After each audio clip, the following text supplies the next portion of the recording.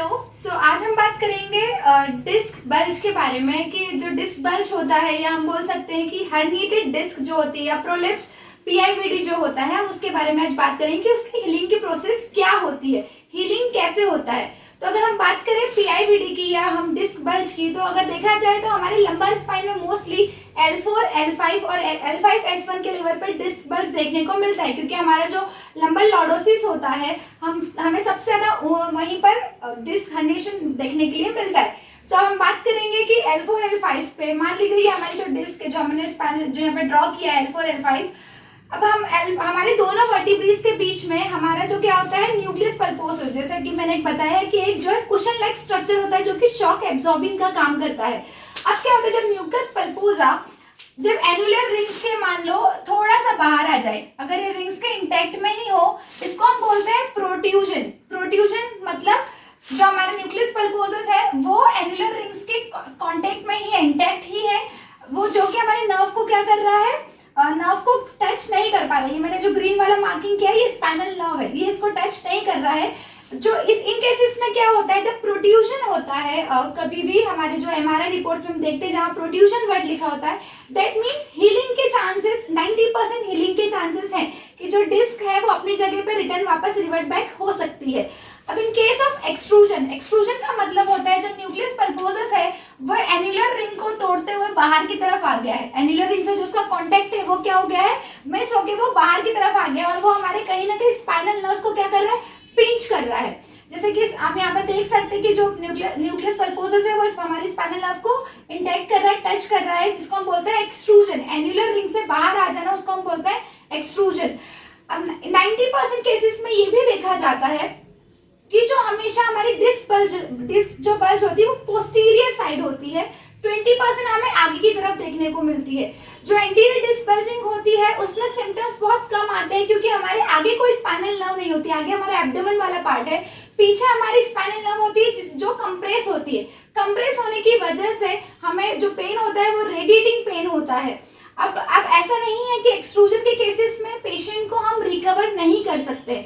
Extrusion के cases में अगर मान लो हमारा ग्रेड 1 एक्सट्रूजन हुआ है जहाँ पे 25% ही इंटैक्ट उसका बाहर हुई है, ग्रेड 2 में जो होता है एक्सट्रूजन वो 50% होता है, 50% उसका जो कॉन्टेक्ट मिस होता है। ग्रेड 3 जो होती है वो 75% एक्सट्रूजन होता है, और ग्रेड 4 जो होता है जिसमें 100% हमारा जो है न्यूक्लियस पल्पोसस बाहर हो जाता है एनुलर रिंग से। सो this is all about the protrusion and the extrusion of this nucleus pulposus. अब हम बात करेंगे, अब जो न्यूक्लियस पल्पोसस होता है इसका अगर हम बात करें तो ये हमेशा हमारा 80% वाटर कंटेन करता है। 80% वाटर कंटेन करने से एक तरह से हम बात करें कि जैसे हमारा ब्लड सप्लाई होता है बॉडी में, जब भी आपका मान लो ब्लड क्लॉटिंग वर्ड आपने सुना होगा कि एक टाइम पे हमारा जो ब्लड है वो क्या होता है, सूख जाता है और एक रिमार्क हमारा एक निशान बना देता है। उसी तरह से जब न्यूक्लियस पल्पोसस हमारी जो है वर्टिब्रल कॉलम से बाहर आता है, वो हमारे स्पाइंस के बीच में से बाहर आता है, तो ये क्या होता है, धीरे धीरे ये क्या होता है, ड्राई होना शुरू हो जाता है। जब ये ड्राई होना शुरू करता है तो उस टाइम पे क्या होता है कि रिमार्क छोड़ देता है। हमारे रिपोर्ट्स में अगर आपको यहाँ पर ब्लैकिश दिख रहा है, दैट मीन्स जो न्यूक्लियस पल्पोसस है वो क्या हो चुका है, सूख चुका है। जैसा कि मैंने बताया, अगर आप हेल्दी एमआरआई रिपोर्ट्स देखेंगे तो हेल्दी डिस्क जो रहती है वो क्या होती है, व्हाइट कलर की शो होगी। अगर मान लो ये हेल्दी है यहाँ पे, तो ये जो हमें एमआरआई रिपोर्ट्स में आप देखोगे तो ये व्हाइट कलर की शो होगी। इन केस मान लो जैसे एक्सट्रूजन मैंने बताया, तो मान लो ये यहाँ पर इसका जो हमारा जो है कांटेक्ट पूरा नर्व से हो चुका है और ये बाहर हो चुकी है। अगर ये हमारे एमआरआई रिपोर्ट्स में अगर आपको ये ब्लैक कलर की शो हो रही, मतलब ये सूख चुकी है।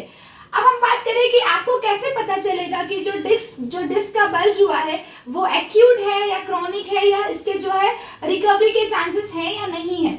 हमेशा एक्यूट डिस्क बल्ज में क्या होता है, जनरली पेशेंट को जो होता है अर्ली मॉर्निंग पेन होता है। जब पेशेंट का लोडिंग अनलोडिंग फेज होता है स्पाइन का, तो अर्ली मॉर्निंग में पेन जब ज्यादा होता है पेशेंट को, हम अगर यंग जनरेशन की बात करें, around 30 to 40 years of age की बात करें, तो उन केसेस में जब आपका पेन अर्ली मॉर्निंग रेडिएट हो रहा है, दैट मीन्स वो एक्यूट डिस्क बल्ज है और उसके जो है रिकवरी के चांसेस ज्यादा हैं। और ऐसा नहीं है कि आप जब पेशेंट रिकवर हो गया तो हमें एमआरआई रिपोर्ट्स में बल्जिंग नहीं दिखेगी। एमआरआई रिपोर्ट्स में बल्जिंग दिखेगी, इट विल बी माइट भी हो सकता है वो एसिम्प्टोमेटिक रहेगी। So this is all about the PIVD, protrusion, extrusion and the chances of the recovery as I told you in the video. Okay, thank you.